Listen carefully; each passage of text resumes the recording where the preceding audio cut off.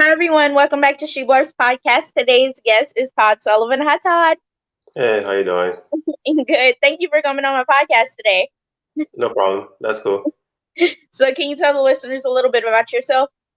Yeah, sure. My name is Todd Sullivan. I'm currently living here in Taipei, Taiwan. I've been here for like maybe a year and a half, and Oh, I have two book series out. One is a fantasy book series that takes place in Korea. Another one is a vampire horror series that takes place in Korea. I was there for 10 years. So oh, that's basically me in a nutshell. nice. So, where did you get your ideas from when you thought of your stories? Just from living in Korea, one of the books is basically about working a very difficult job. Oh, And that came from some experiences that I had while I was teaching ESL in Korea, is English as a second language. Another one is the fantasy one is kind of a hero's journey, which is going from a small island in Korea called Jeju, and going to the mainland. And so that's what those characters do, and they're trying to overcome some big challenge. So both of the ideas came from living in Korea itself. nice. So, you can speak another language? I'm functional in Korean. I'm not conversational, so I can't really do what we're doing right now. But yeah, I mean, I'm functional, so I could sound like a robot when I speak Korean. So it's very simple, very straightforward, it's very to the point. But I can do it if I have to. Oh, nice. So, what does your family think about your writing?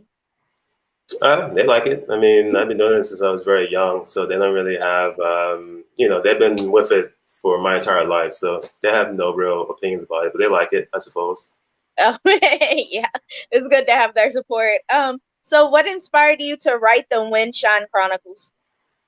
Again, it's really about the trying to accomplish something that's very big, and so that's what the characters are trying to do.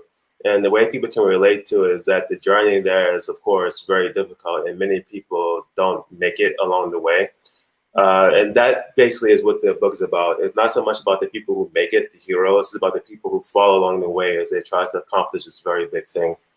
Oh, nice. How long did it take for you to write the Chronicles? I started, and this is Chronicles, so it's ongoing. Like the next novel comes out in, I believe, October 1st. And so it's been maybe 2.5 years over three books, but 2.5, 3.5 years. I don't know. It's kind of hard to determine when I started it because it kind of goes back iterations, but maybe 3.5 years altogether. Oh, nice. So, can you give our listeners like a brief summary of all the books in the Windshine Chronicles, Right. The including first the one, newest one? Yeah. uh, it's called Hollow Man, and this is based on a character called Hajun, and he's going to, I suppose, fight some type of, in Korean it's called Akma, and it means demon actually. So him and some other people are going to fight and conquer this Akma in a place called Suncheon. The second book is called There Will Be One. This character focuses upon a character called Wu Jen.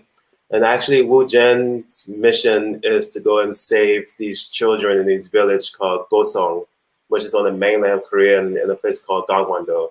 And then the third one is called Blood Stew, and the main character's name is Namgi. And he's actually disabled. And that's the difference between that book and the other two.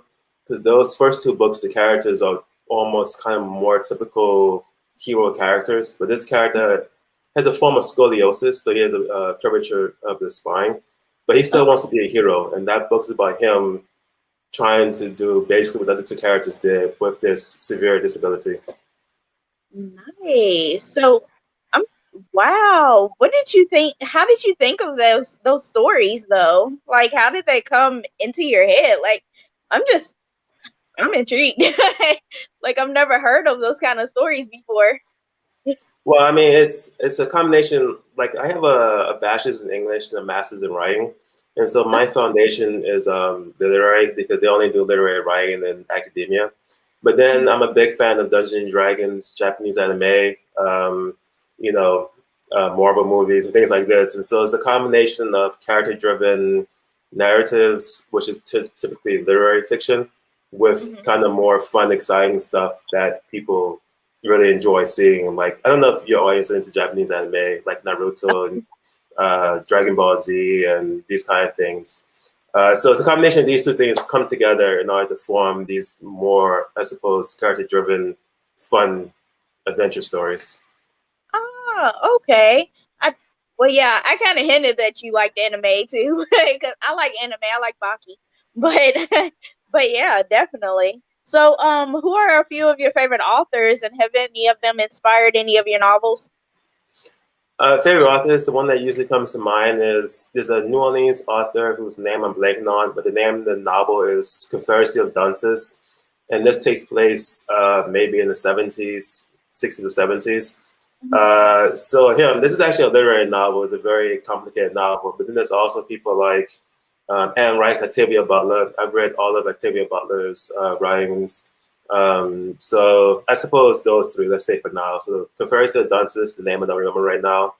Anne Okay. Rice, who wrote the Vampire Chronicles, and then Octavia Butler, who wrote, Octavia Butler. I think the audience should know Octavia Butler.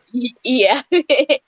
Wow. I didn't know you like Anne Rice. That's cool. I like Anne I'm Rice. from New Orleans, also. So, what do you enjoy doing when you're not writing? In Korea, I was doing Korean martial arts called Kendo, well, Oh. Gumdo, but it's like a sword fight martial arts. But you know, that was in 10 years in Korea. Here, it's been COVID, so I haven't really done much of anything. It's been COVID, as it's been COVID. So anyway, here not much. Yeah. So you've been over to Korea? Yeah, I was there for 10 years. I lived there for 10 years. Wow. What was that experience like? It was cool. You know, I started off. I teach English there for 7 years, and I took the Korean language for 3 years, which is why I'm functional. I'm just not like I can't, like I said, I can't do this that I'm doing with you. Mhm. But it was fun. There's a really great food there. There's a really good partying scene there. They really like to go out at night. So there's a lot of things to do at night, going up into early morning. Like they go out all night, basically, to different places throughout the night. The culture is very interesting. That's why I found a lot of different ideas to write about. So it's a very good experience living there. Nice. That's awesome. I want to thank you so much, Todd, for coming on my show today and speaking about your books and your No experience problem. in Korea. Yeah, you, no problem. you have a great day. All right, you too. Bye. Bye. Hey, everyone. Thank you all so much for listening to my podcast with Todd. Um, his book sounds very, very, very interesting. I might have to pick up a few. So, if you like anime and Korean culture and just like reading, then you should check out his books. I have linked his books below. If you want to check out the Windshine Chronicles. I hope you all enjoyed this interview with Todd, and I hope you all check out his work. He's very, very talented. I hope you all have a great day, and thank you all so much for listening to my podcast and being supporters. Have a great day.